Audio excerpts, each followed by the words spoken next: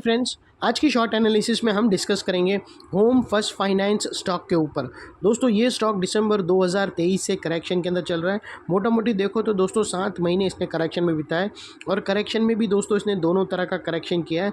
इसने price wise correction भी दिया है और टाइम वाइज करेक्शन भी दिया है।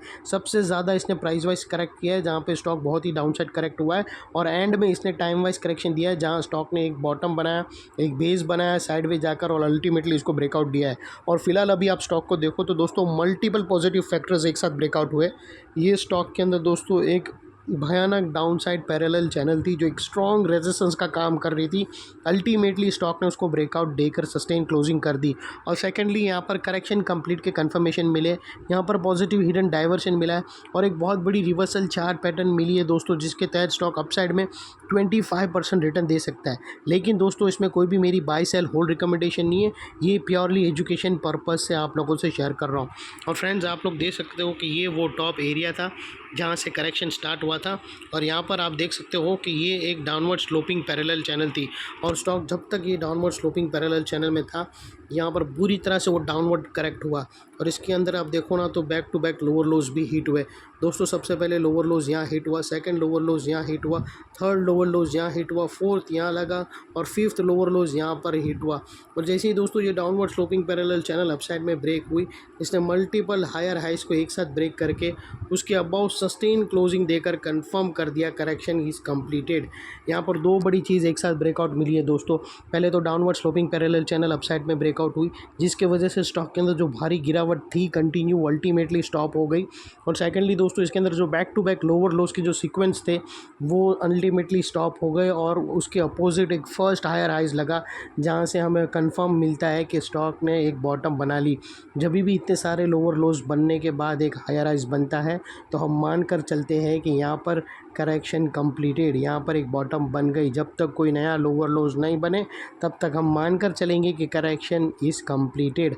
और सेकेंडली दोस्तों देख लेते हैं हम डाइवर्शन का पार्ट।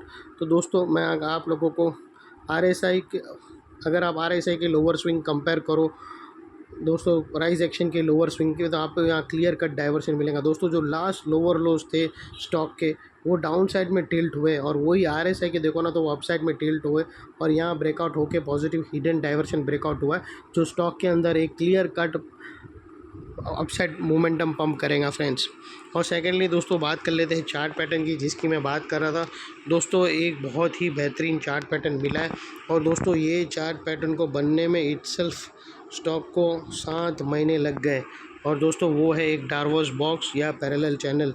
ये दोस्तों ब्रेकआउट का एंगल था और दोस्तों इसकी जो नेकलाइन निकल कर आ रही है ब्रेकआउट्स की वो 1082 के आसपास आती है, जिसे हम येलो में कर देते। और दोस्तों ये जो इनसाइड रेंज है ये जो पैरेलल चैनल की, ये कोई छोटी मोटी रेंज नहीं है दोस्तों, 25% की है। तो दोस्तों जब ये ब्रेकआउट होगा तो अपसाइड में 25% आएगा। और वो लिहाज से अगर आप टारगेट स्टॉक का नेक्स्ट टारगेट देखो जो तकरीबन 1350 के आसपास आता है फ्रेंड्स। और दोस्तों अगर आपको स्टॉप लॉस रखना हो तो ब्रेकआउट कैंडल के पास एक लोअर स्विंग है क्लोजिंग बेसिस पे, आप वो भी रख सकते हो। और साथों साथ अगर आपको वो ना रखना हो तो फर्स्ट ब्रेकआउट कैंडल के लो के नीचे भी रख सकते हो। अपने एडवाइज़र को पूछकर आप कोई भी स्टॉप लॉस रख सकते हो। और आज की क्लोजिंग के पास अगर आपकी एंट्री हुई वो लिहाज से रिस्क टू रिवॉर्ड रेशो देखो तो आपका रिस्क का एरिया फ्रेंड्स इतना ही रहेगा और रिवॉर्ड का एरिया इतना बड़ा रहेगा फ्रेंड्स। ये ऑलमोस्ट 1:2 का रिस्क टू रिवॉर्ड रेशो बनेगा दोस्तों।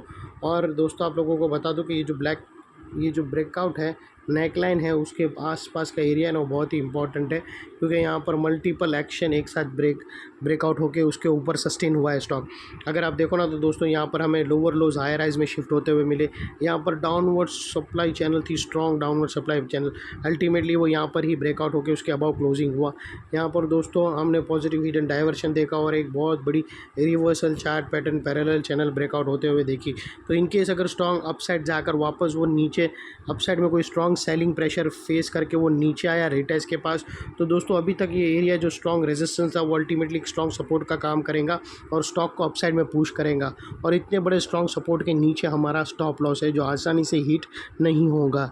लेकिन बाय एनी चांस अगर क्लोजिंग बेसिस पे हो गया दोस्तों, कोई ऐसी इतनी भारी सेलिंग आई कि समझो जितने बायर्स लोग पे शेयर खड़े उससे ज़्यादा अगर सेलर लोग आ गए तो पॉसिबल है कि ये सपोर्ट लेवल भी टूट गया।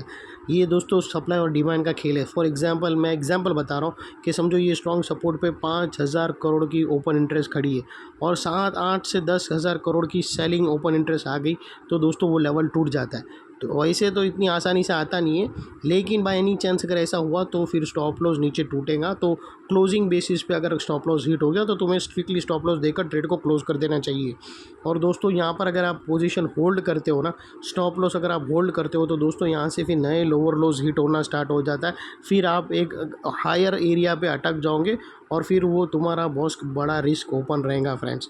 तो वो लिहाज से स्टॉप लॉस को सीरियस लेकर उसको इफ़ेक्टिवली ट्रेड करो। जितना इंपॉर्टेंट टारगेट है उससे ज़्यादा इंपॉर्टेंट स्टॉप लॉस है दोस्तों। स्टॉप लॉस हिट हो रहा है यानी तुम्हें पता लग जाना चाहिए कि मैंने गलत ट्रेड लिया है, यहाँ पर कुछ गड़बड़ हुआ है स्टॉक के अंदर, मैं बाहर निकल जाना चाहिए। मुझे पहला काम ये करना है कि मुझे ये ख़राब स्टॉक में से बाहर निकलना है।